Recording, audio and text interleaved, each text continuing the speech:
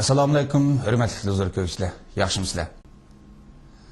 6 ayının 5. günü Amerika prezidenti George W. Bush ve hanımı Laura Bush, Dünya Uyghur Kurultayı reisi, Şarkı Türkistan Milli Hareketi'nin rehberi ve Uygurlarının manevi anısı Rabia Hanım'ını məxsus kabul kıldı.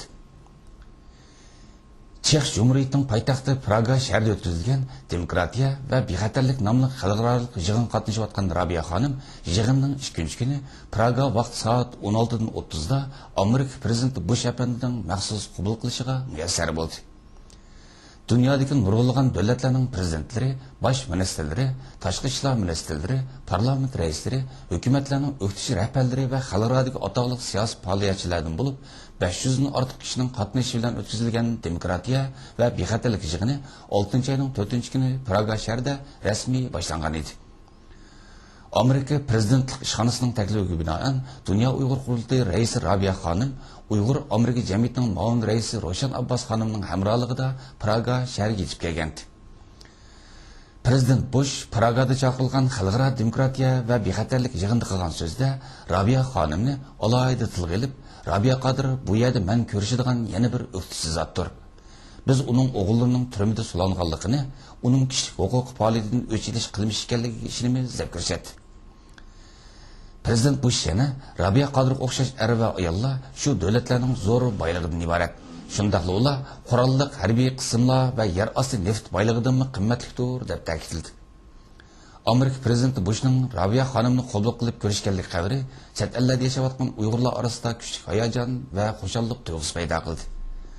Dunyoning har qaysi ellarida faoliyat olib borayotgan Uyg'ur tashkilotlarining mas'ullari va Uyg'ur siyosiy faoliyatchilarining hammasi birdek bu qitimqi tarixiy uchrashuv Şarkı Türkistan Milli Hareketi'nin resmi yusunda xalqaralashqanligining ro'shan ifodasidan iborat. Ma'lum ma'noda aytganda bu Xitoy hokimiyatiga berilgan ajallik bir zarbadan iborat deb qarashmoqda. Hurmatli do'stlar ko'rishlar, Rabia Hanım bu munosabat bilan Amerika Erkin Osiyo radiosining muxbiri Erkin Apandining ziyoratini qabul qilganda bu qitimqi tarixiy uchrashuv haqida tafsiliy to'xtaldi. Assalomu alaykum Rabia Hanım, yaxshimisiz? Rabia Hanım, endi sizmi bilasiz, navbatda Amerika prezidenti George Bush Chex poytaxti Pragani ziyorat qilib o'tadi. Mushundaq bir prezident Bush Pragani ziyorat qilib o'tgan vaqtda sizmi Chexiyada Pragada paydo bo'ldingiz.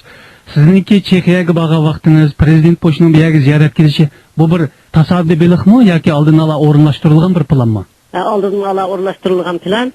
Biz butun dunyo bo'yicha kishilik huquq va demokratiya, o'z xalqining erkinligi, o'z xalqining taqdiri uchun kurash qilgan jangchilar biz Pragaga to'plashdik.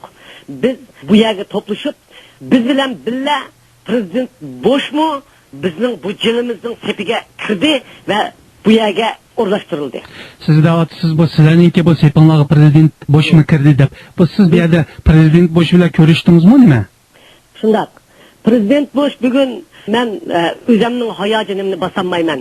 Chunki tarixda mening Uyg'ur xalqining taqdirining noiti tarixiy bir kun deb hisoblasanglar bo'ladi. Dunyoning demokratiyasiga ko'ngil berayotgan, dunyodagi ezilgan millatlarning kishilik huquqda dafsanda bo'lgan millatlarning taqdiriga ko'ngil berayotgan Amerika hukumati va Amerikaning prezidenti Bush bugungi bu demokratiya va tinchlik yig'iniga soat 4 bilan yetib keldi. Bizning maydimizga Bush efendim bilan ko'rishalaydigan, yig'inga qatnasha oladigan, alohida taklif qilingan mehmonlar qatorida bo'lgan mehmonlarning va kishilik huquq, erkinlik jangchilari, xalqining mustaqilligi uchun kurash qilayotgan jangchilarning maydasiga havrang yulduz taqaldi. Chaqnab turadigan havrang yulduz bilan biz yig'in zaliga kirib keldik. Biz o'tirdik, uningdagi Bush efendim dal soat 4 bilan kirib keldi. Bush efendim yig'inda tüm dünyadaki izilgen milletler haqidagi demokratiya, kishilik huquq, erkinlik to'g'riliq so'zlarni o'tirib qo'yish bilan birga bizning Uyg'ur xalqini va mening ismimni atab turib, mening o'z xalqimning taqdiriga ko'ngil bo'lib, mushundaq mayda kelib chiqqan bir onaning farzandlarini diktator Jungo turmusida yetayotganligini butun dunyodan yig'ilgan kishilik huquq jangchilarining oldida jakoladi. Demak, prezident Bushning sizning ahvolingizdan oldin ola xabari bor degan gapda? Xabar bor ekan.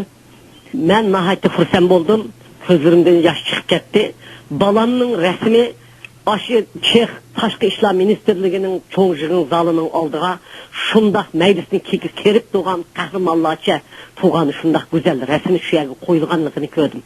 Hem balamning rasmi qo'yilibdi, hem balamning erkinligi to'g'riliq bosh afandim dunyoga uning erkinligi chiqishga ko'ngil bildirganlik haqida dunyoga jakoladi. Prezident Bush bilan bu jarayonda ayrim bir ko'rishish fursatiga erishaldingizmi? Nihoyat xo'shallik bir xabar. Bütün Uyg'ur xalqini tabriklayman bugun. Muxbir afandim, oilamni tabriklayman. Bizning da'voyimiz Dunyo Uyg'ur qurultiyining tarixdan beri kelib da'vo qilayotgan Uyg'ur xalqining barliq jangchilarining emgikining mevasini mana bugun ko'rdik. Bosh afandim meni va meningki yordamchimni alohida qabul qildi.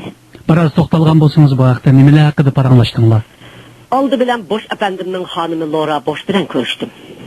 Lora Bosh xonimga butun Uyg'urning ahvolini, o'zimning bolalarining ahvolini, Uyg'ur qizlarining ishkiriga ketayotgan ahvolini, Uyg'ur xalqini etnik milliy qirg'inchilik qilayotganligini, Jungo hukumatining hech dunyoning kishilik huquq ishidan tap tatmayotganligini, Olimpikning oldidan xijil bo'lmayotganligini, mening xalqimning hozirgi ahvolining fojiasining mush Jungo ichidagi kishilik huquq duch kelayotganlarning ichida eng og'ir ekanligini, mening xalqimning dunyoga ovozini anglatamay qorong'ilik ichida turayotganligini, men bugun bu xalqimning ovozini mishada anglatish fursatiga erishganligimni Lora Bosh xonimga aytdim. Shuning bilan birga Lora Bosh xonim men xalqim to'g'riliq so'zlagan vaqtimda sizning xalqingiz to'g'riliq bu shundoq azob tortayotgan bir onaning bolasi turmidi-ku dedi. Lora Bosh xonim mening ishimdan to'liq xabardor ekan. Men rahmat shundoq mening bolalarim turmida. Mening bolalarimning va mening oilamning beshiga kelgan bu kulpat mening 20 million xalqimning beshiga kelgan kulpat o'rta dedim. Degandek Lora Bosh xonim Washingtonga qaytib kelib, men bilan to'liq qaytadan bir suhbat qilishganligi haqida menga aytdi.